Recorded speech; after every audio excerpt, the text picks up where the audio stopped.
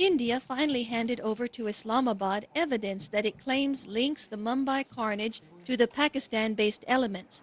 Pakistan government confirmed it has received the file from India and said it was studying the contents of the dossier. We have received the evidence, that is something I can confirm, and we are committed to taking action against all such non-state actors who have committed this heinous act of terrorism.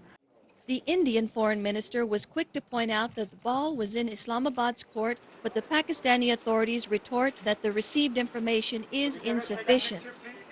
During his meeting with Richard Boucher, the U.S. Assistant Secretary of State for South and Central Asia, who arrived in Islamabad early Monday in a bid to diffuse simmering, the Prime Minister Yusuf Raza Gilani said his government remained committed to punishing Pakistani nationals accused of taking part in the Mumbai attacks if credible evidence is given against them.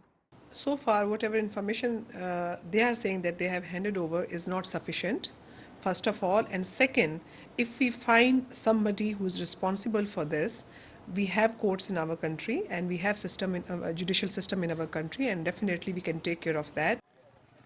However, no one expects that Pakistan will hand over any key suspects that India says were behind the Mumbai attacks, as Pakistani leaders have maintained that any suspect in the attacks will be tried in their own courts and have repeatedly said they have nothing to hide. Pakistan does have its own laws and its own mechanisms to investigate and try criminals such as this.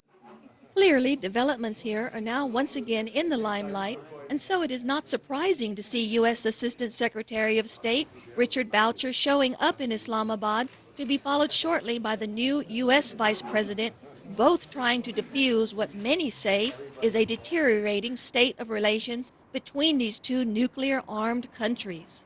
Perhaps the visit will be useful in diffusing the current tensions between India and Pakistan. In spite of a relative cool down of tempers, India's Air Force still remains poised for a possible attack against targets inside Pakistan. What happens now will be influenced greatly by Islamabad's response to New Delhi and whether it will be enough for the Indians to agree on. All eyes will be on Pakistani government, which will deliberate over evidence provided by New Delhi. But will Pakistan's response satisfy India is another question. Mary Hassan, Press TV, Islamabad.